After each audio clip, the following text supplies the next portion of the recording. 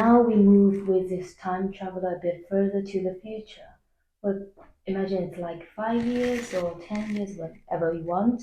When we go to the future, it's like, what would you say to the future of you or to other people?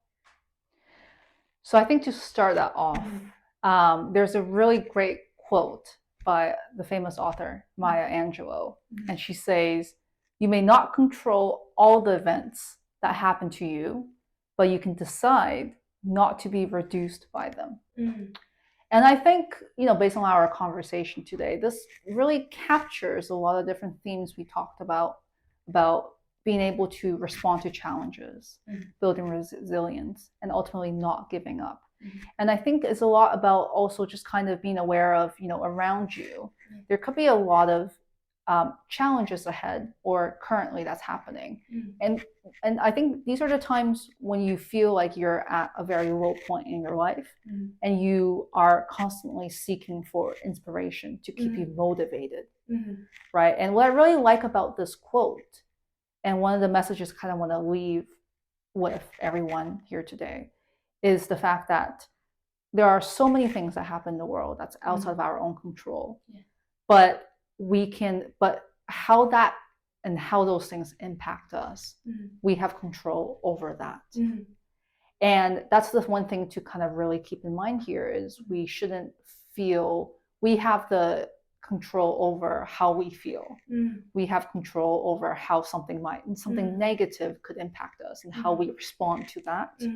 We have control over how we respond to adversity, how we respond to uncertainty, right? How we respond to setbacks and challenges that are ahead. So I think having the right mindset, and it's not even just about being optimistic, but it's the idea of being relatively optimistic while having the right mindset going forward and knowing how to respond to things in a way that wouldn't let yourself put yourself down. I think that is so important to keep in mind when we are looking for motivation to do something, and especially when we are faced with many different issues around us. I think it's also recalled when you were talking about with this, because with my study, because my study is actually with agency and the structure. Talk about individual agency and facing the structure. When people ask me to like what it is like, if you just summarize it into one sentence, I always say like, you as an individual, you can think about the structure, but the structure can't think about you. Yes. That's where your power I like that. That's why the agency. Yes. Agency is not necessarily like, what you're doing. It's about the potential to act, like we were talking about with this. You realize, actually, I may be very small, but I do have an agency. Yeah. That is something no structure could take away from me. This is quite a philosophical issue, I think, because I think if you speak to philosophers, there's a whole debate about agency and how that will work out, and how these things work out. I wouldn't go into the complexity of that because I'm not a philosopher, and unfortunately, I don't think I know that much about how these things are formed. But I definitely feel like a lot of the things that start at the start do trickle and impact and bounce off and create who you are today.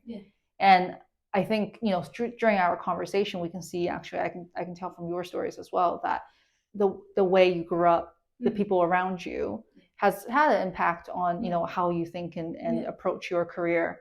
And I think that is actually really, really powerful.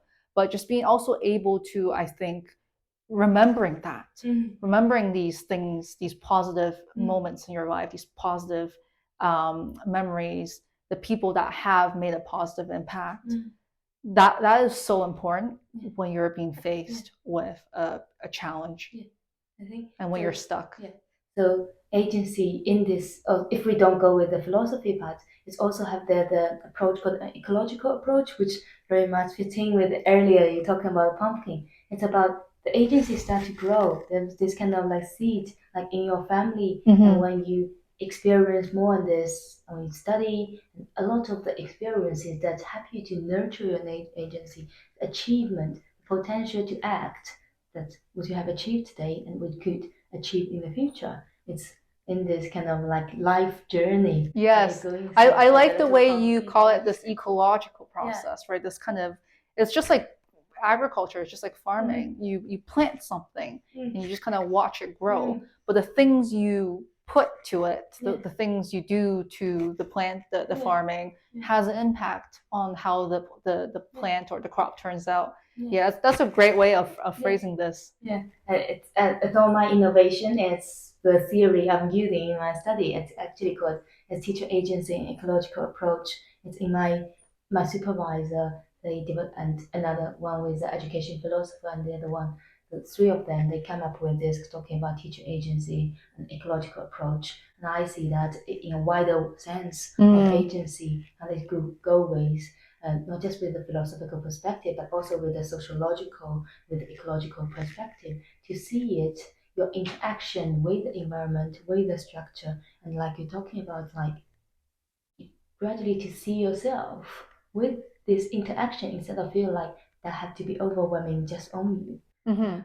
Yeah, I think it's just important to keep in mind that there are just so much stuff going on in the universe, and you're just this tiny little dot that's acting there, right? But the way you act will eventually have an impact on other people as well. And other people, how they act will ultimately have an impact on you, as we've spoke about people in the past, and how things are moving in the future.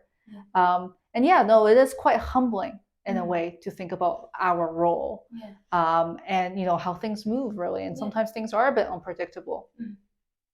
We can't predict, but we could know there's something in you. Yes. Could face that. Yes, absolutely. Yeah.